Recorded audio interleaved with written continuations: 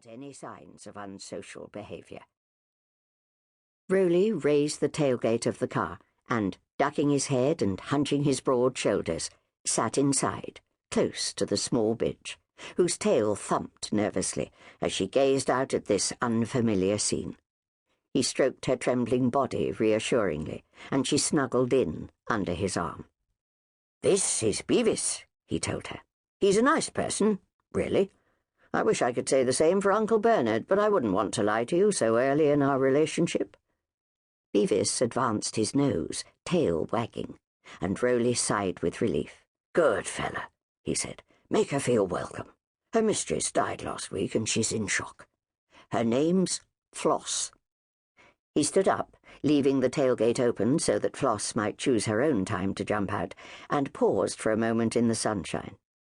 Across the yard, at right angles to the house, a small stable was set back a little, a short flight of steps climbing to the upper story and its own front door.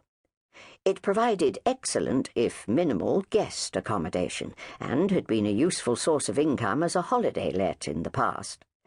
Now, it seemed, holiday-makers required dishwashers, jacuzzis, and wall-to-wall luxury, even on the edge of Bodmin Moor, and these days the flat was used by their own friends who came with Mim from London at regular intervals to escape from the city.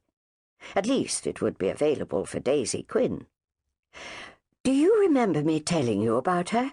his sister had asked. "She was one of my favourite pupils. Well, everyone loved Daisy.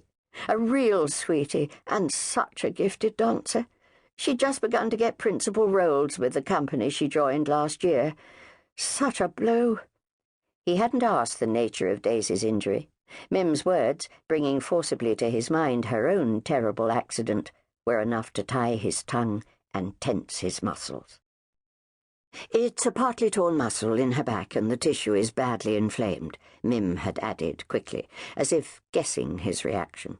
"She did it during rehearsal about 6 weeks ago, and it's pretty serious because it's the 3rd time she's damaged it, and each time it takes longer to heal. Anyway, the company has gone on tour without her. She's managing to get about again, and I thought a holiday in Cornwall might do her good. Would you mind?" Of course he didn't mind. It would be good to have some company, human company. He opened the plastic bag that contained Flossie's worldly goods, and experienced the now familiar pang of compassion. A good-quality leather lead, a green frisbee, 2 hard rubber balls, and a well-chewed teddy with both ears missing. These were her toys.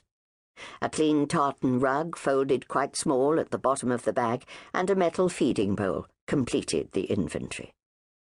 Taking one of the balls, he went out to the car. Beavis was watching with benign alertness as Floss hovered uncertainly, making up her mind to jump out. "Good girl," said Roly encouragingly. "Come on, then. Look. What's this?" He bounced the ball several times, and Beavis jumped at it, barking excitedly. Even Uncle Bernard bustled back to check what was happening, lest things were getting out of hand. Floss leaped from the car, chasing the ball with Beavis, and Roly reached for his cap, closed the back door, and led them all out into the lane that descended to the ford. The clear water trickling down from the high moors barely covered the stony bed of the ford.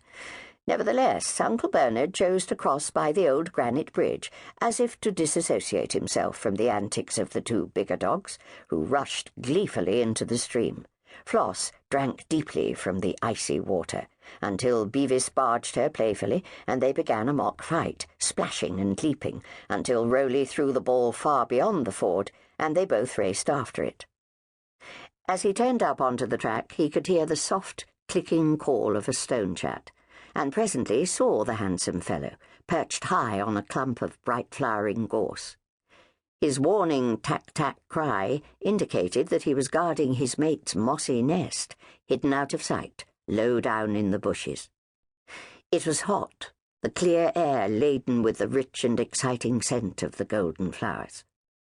Roly breathed in deeply, joy unexpectedly expanding inside him as he felt the sun's warmth like a blessing on his shoulders.